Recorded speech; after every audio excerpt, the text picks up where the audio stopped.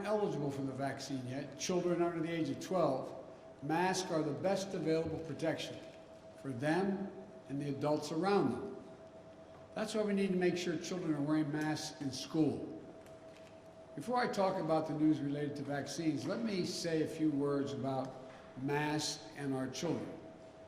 Unfortunately, as we've seen throughout this pandemic, some politicians are trying to turn public safety measures, that is children wearing masks in school, into political disputes for their own political gain.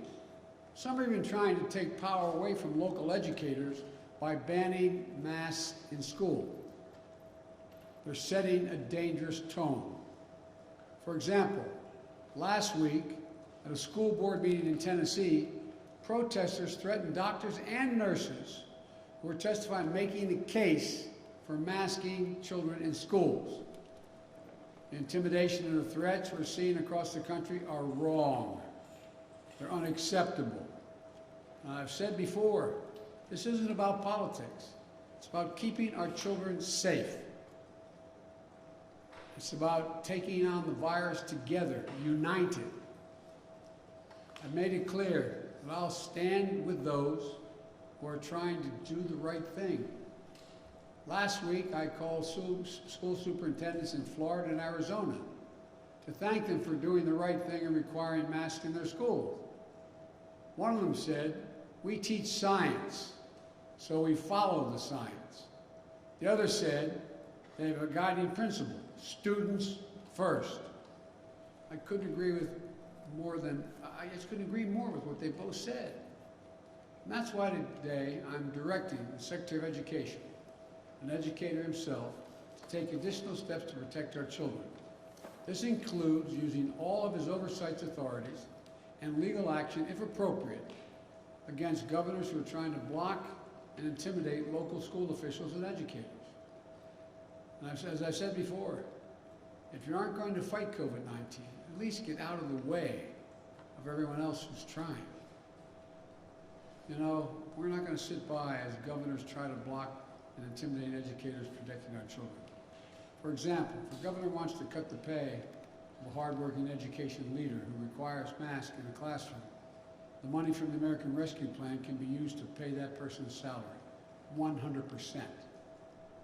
I'm going to say a lot more about children in schools next week. But as we head into the school year, remember this.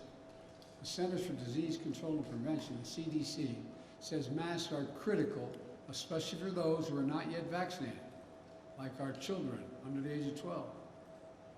So let's put politics aside.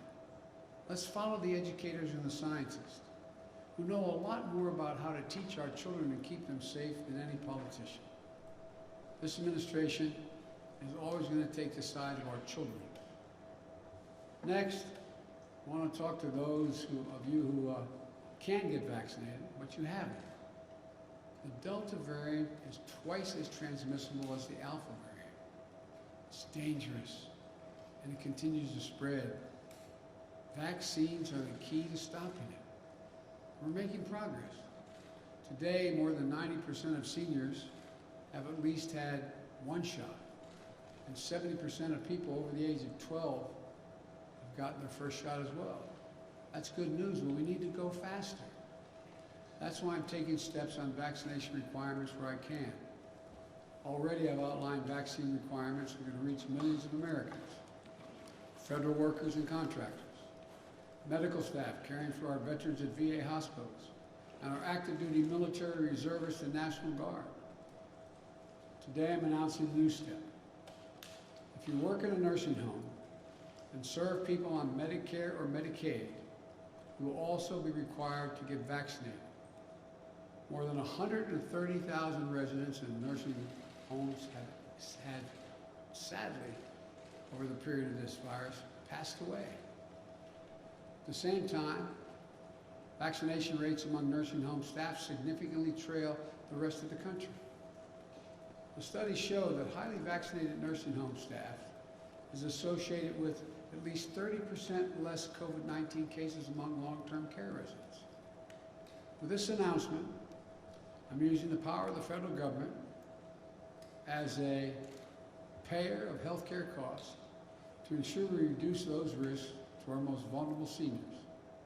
These steps are all about keeping people safe and out of harm's way. If you walk into a government office building, you should know that federal workers are doing everything possible to keep you safe. If you're a veteran seeking care at a VA hospital, you should not be at a greater risk walking into the hospital than you were outside the hospital.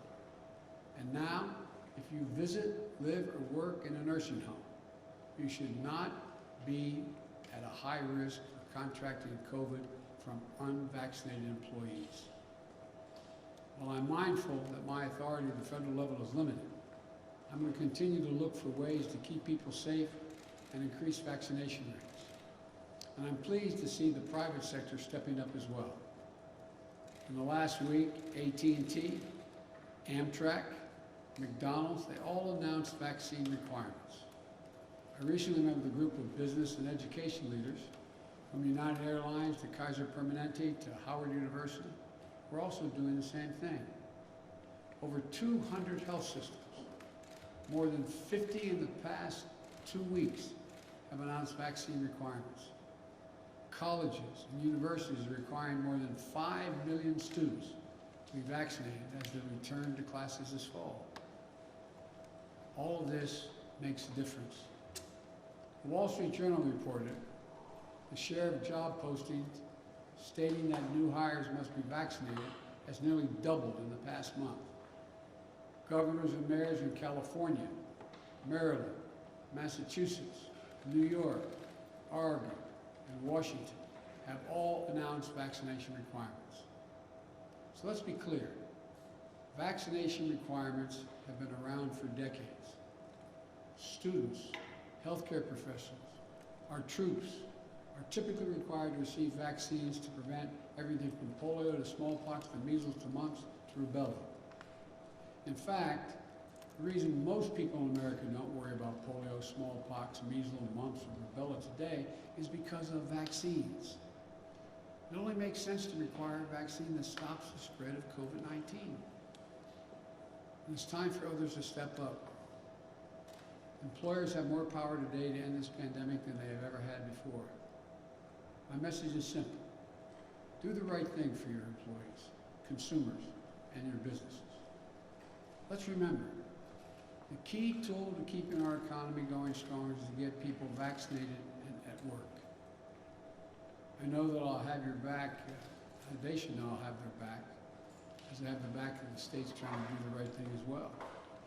For example, yesterday, I instructed the Federal Emergency Management Agency, FEMA, to extend full reimbursement through the end of the year to state deployments of National Guard in support of COVID-19 response.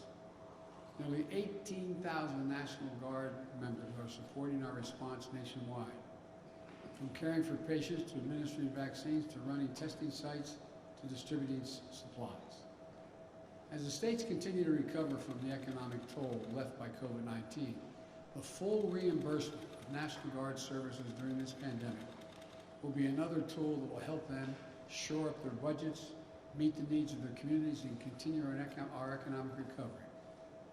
These are the latest steps we're taking to get more people vaccinated. Next, I want to speak to you all of you who are vaccinated. How should you be thinking about the moment we're in? First, know that you're highly protected against severe illness and death from COVID-19. Only a small fraction of people going to the hospital today are those who have been vaccinated. We have a responsibility to give the maximum amount of protection, all of you the maximum. Earlier today, our medical experts announced a plan for booster shots to every fully vaccinated American, adult American. You know, this will boost your immune response. It will increase your protection from COVID-19. And it's the best way to protect ourselves from new variants that could arise. The plan is for every adult to get a booster shot 8 months after you got your second shot. Pending approval from the Food and Drug Administration, the CDC's Committee of Outside Experts will be ready to start this booster program during the week of September 20, in which time anyone vaccinated on or before January 20 will be eligible to get a booster shot. So that means that if you got your second shot on February 15th, you're eligible to get your booster shot on October 15th. If you got your second shot on March 15th, go for your booster starting November 15th, and so on. Just remember, as a simple rule, 8 months after your second shot, get a booster shot. These booster shots are free. We'll be able to get the booster shots in any one of approximately 80,000 vaccination locations nationwide. It will be easy. Just show your vaccination card and you'll get a booster. No other ID, no insurance, no state residency requirement. My administration has been planning for this possibility in this scenario for months. We purchased enough vaccine and vaccine supplies so that when your 8-month mark comes up, you'll be ready to get your vaccination free, and booster shot free, and we have it available. It will make you safer and for longer, and it will help us end the pandemic faster. Now, I know there's some world leaders who say America shouldn't get a third shot until other countries got their first shot. I disagree. We can take care of America and help the world at the same time. In June and July, America administered 50 million shots here in the United States, and we donated 100 million shots to other countries. That means that America has donated more vaccine to other countries than every other country in the world combined. During the coming months, fall and early winter, we expect to give out another about 100,000 boosters, and the United States will donate more than 200 million additional doses to other countries. This will keep us on our way to meeting our pledge of more than 600 million vaccine donations, over $500 million. As I said before, we're going to be the arsenal of vaccines to beat this pandemic as we were the arsenal of democracy to win World War II. So let me conclude with this. The threat of the Delta virus remains real, but we are prepared. We have the tools. We can do this. To all those of you who are unvaccinated, please get vaccinated for yourself and for your loved ones, your neighborhood, for your community. And to the rest of America, this is no time to let our guard down. We just need to finish the job with science, with facts, and with confidence. And together, as the United States of America, we'll get this done. God bless you all, and may God protect our troops. Thank you. The evacuations are not finished, by all means. Would you ever recognize the Taliban?